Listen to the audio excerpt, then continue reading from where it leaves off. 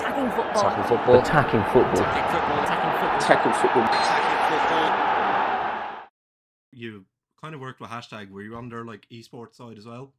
No, so No? it was my first and only job in gaming. I won't ever go back to gaming, I'll be honest. It's not for me. But hashtag was different. No, hashtag was I this was during lockdown.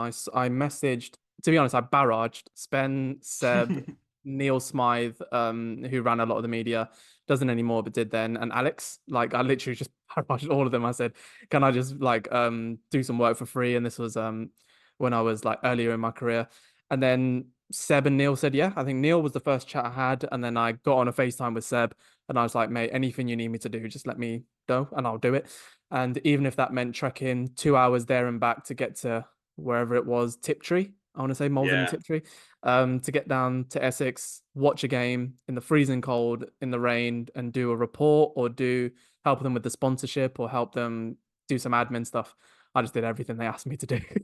So that was that. So yeah, no esports stuff for them, just more non-league stuff, which I'm a big advocate of. But it was all non-league. Oh, there goes What's my Spencer question. like? Hashtag Harry.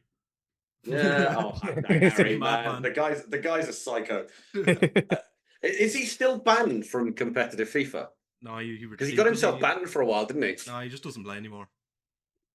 Right, okay. Because I remember seeing some YouTube. This is wildly off topic. I remember seeing some YouTube videos of him and Tex, and I remember thinking to myself that they're not esports players anymore. They are just they're mental cases. They are going to hospitalize themselves. Yeah, I mean, okay. Look, back on topic. What's Spencer like? Because I've always wanted to meet him because he seems like a really sound fella.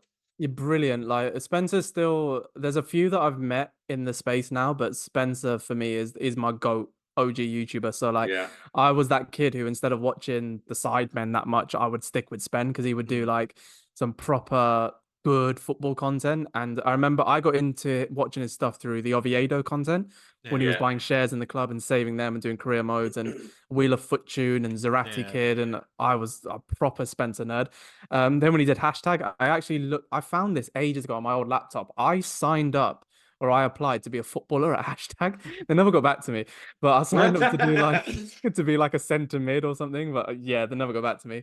And I did like a proper edited video, but it didn't work.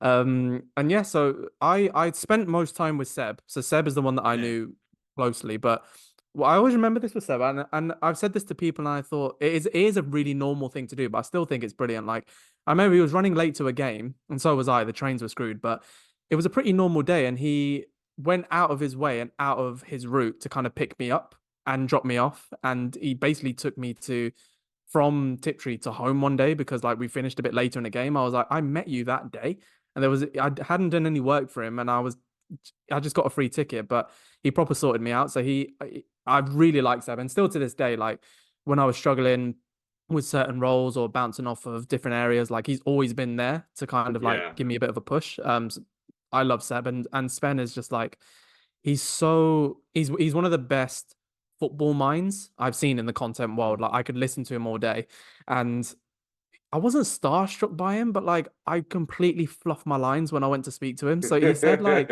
we were talking about the game, and I think Smith like Smudge was one of their main strikers at the time, and then he missed the 1-on-1, and I said stupidly, I was like, oh, maybe the manager needs to go 4-2-2, and then he looked at me and he was like, he was doing 4-2-2. I was like, why the fuck did I say that? But no, that kind of broke the ice. But he was a lovely guy. But I spent most of the time with Seb and all of them, Alex as well, just proper nice people. So like you just want good things to happen to good people. Like they're one of them. So yeah, couldn't recommend them enough. They're so good, and the hashtag stuff is blowing up now, which is so good to see. You know what? It's good for them as well because they are. Do you know what? I work with the Sidemen as regular viewers will already know, and I think I'd say the same thing for them. They're very wholesome. They're not involved in the whole drama of being social media content creators. A lot of the football side, and I'm talking to you, the F2. They are very much into the drama side the F2. Yeah, but they are. But I really think Spencer and Seb and all of those guys are really grounded. They are focused on creating something good for a community as opposed to for themselves, and they've done very well for themselves. Don't get me wrong. They're not scraping scraping the bottom of the barrel to feed their kids, but I think they look at the community first, and is that the experience you had? Yeah, and they're very open, and they're liberal in sharing the knowledge that they've got because they want people to succeed. I worked with them and I just thought these people want me to succeed here. And genuinely, if I was to, because I think the media you consume kind of informs how you kind of, if you're an entrepreneur, it informs how you're going to be, like what you actually define as success and what you think is good and all of that stuff. So I would always say like I based a lot of what I'm doing in terms of the innovation and trying different things and trying the entrepreneurial side off of Spen. And I look at him and I think that is the quintessential entrepreneur in that world, because he wouldn't even consider himself a YouTuber. I don't think anymore. He's a business person, and he kind of always has been. Like, he did stand-up comedy, he worked for Vincent Company, he's done 2 books, and just proper sound mind and a really good mind. So I would always say to people, like, if you're going to look up to someone, not to throw much shade on them, but it's like, it wouldn't so much be the Sidemen or any of these like kind of singular YouTubers or insular YouTubers. It would be on people like him who have set it up for themselves and don't have massive teams behind them, but always put their own money behind things. And that's why I'm such a fan of Sharky, who I've known quite well. He's obviously in the beta squad, but he set himself off in a different route as well. So I always have a lot of time for those guys who just continually evolve and try new things, and even if it fails, they don't let it stop them, which I love for them. And especially with their audience, I think it works better. And I think you can tell who's a Sidemen fan, who's a this fan, who's a Spencer fan.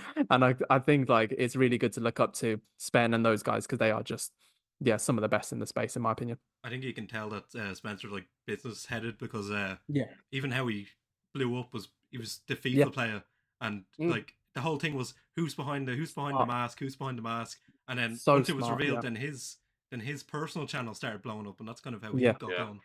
It's so smart, like, and just everything. Like, he was one of the first guys to make his I think his YouTube logo into a badge. No one was doing that at the time. He's definitely the first to start up like his own team. Like, obviously Under the Radar came later, and there's that SE Dons. They were probably the first ones, but they're Sunday League. But he's looking to actually progress them up. That he wants hashtag to be, an actual, football league side, which is incredible. He's done documentaries. He's done like the Wembley Cup. I remember was massive. Like, no one does it like Spencer. If I'm honest, I think he's one of the best. Yeah, and he also puts quite a big emphasis on women's football with hashtag women. Massive, now.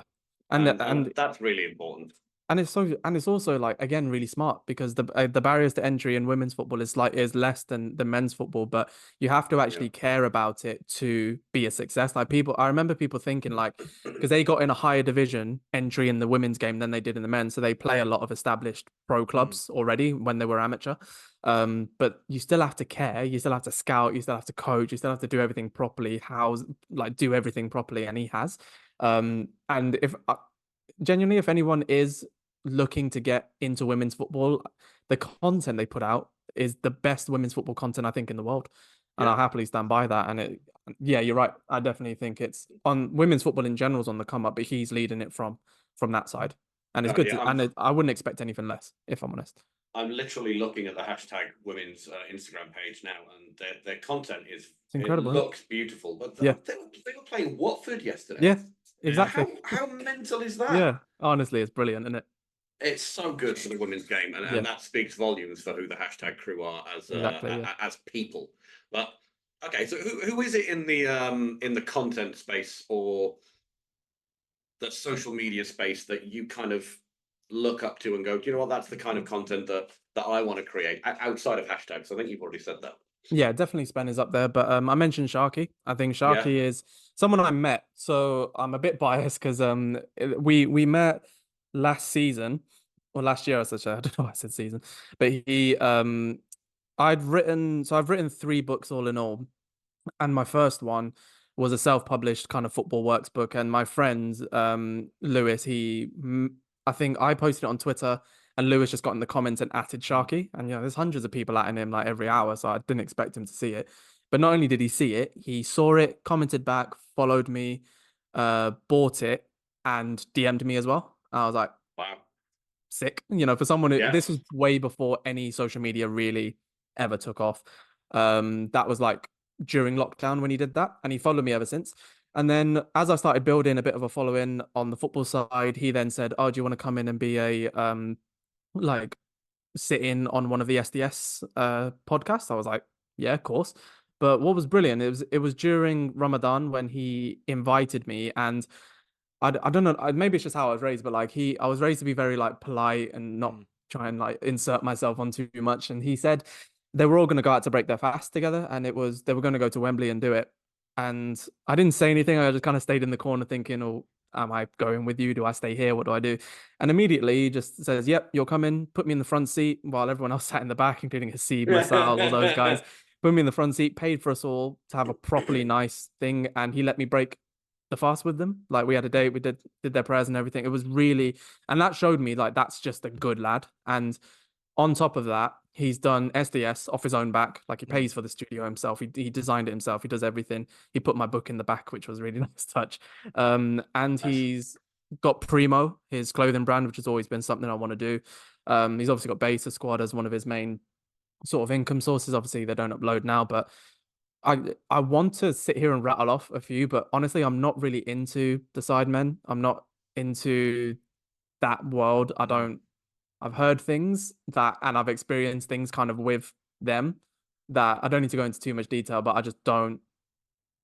I want to surround myself with people who inspire me and make me feel a certain way, and they're not them.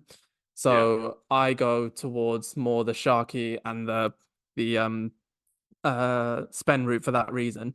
And one I did meet who was actually just a nice lad, I was in a video of his, was Nico Amalana. So yeah, I was in a video where he took 100 clowns to try and storm Parliament, and we all dressed as clowns. And you'll see it if you watch the video. It's on the NDL channel. It's class. But like, there's a bit at the beginning where he says, I've brought people in who will take this job more serious, and it pans out. You see the clowns. There's one in the back waving a box. That's me. So I was like, I have to get my thing in here somewhere. But he was lovely as well. Like he's just a nice guy. I think what's annoying is that you don't know who these people are behind the scenes, and it's only until you actually get to sit down with them on a proper level where you get to know. So Nico, I got to speak to him. I was still dressed as a clown, but he was fully in his element and talking and being himself.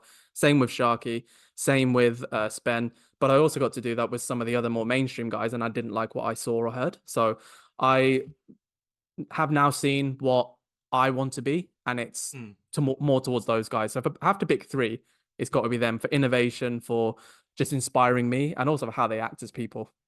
This is why I like to ask questions like this, because you only really get an image of somebody when they're on the screen and they're giving you the side of themselves that they want you to see, right? As opposed to the bits that they don't, and the bits that they don't, for good or for bad, you don't see. And when we have people like you on the podcast and we can kind of get into the real nitty gritty, we get a bit of the gossip. And if you want us to cut it out, then we will. But I like it, and it's fun. It's fun. Yeah, no, I've got no qualms against it. I mean, I won't go into too much detail, but like I had a particularly bad experience with you'll know based on my LinkedIn. Kind of, I was in a particular role where I was kind of directly in that content world. I had a very bad experience with them and sort of the people. Not all of them. Like there were some people who worked there that were fine. But how they treated me, how I know they've treated other people, and how I know they treated someone very close to me, I will never look at them in the same way, and I kind of wish them nothing but the worst.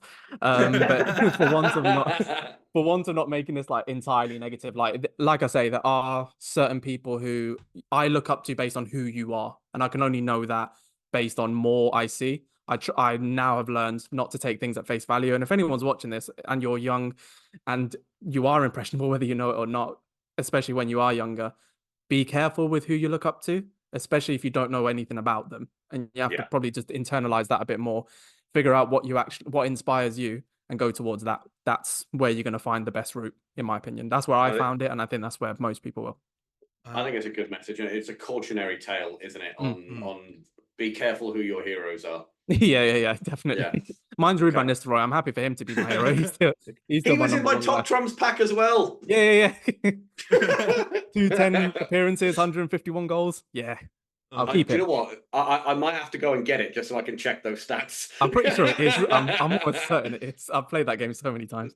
Scott, do talent acquisition. I need to go and find that. I'll be back.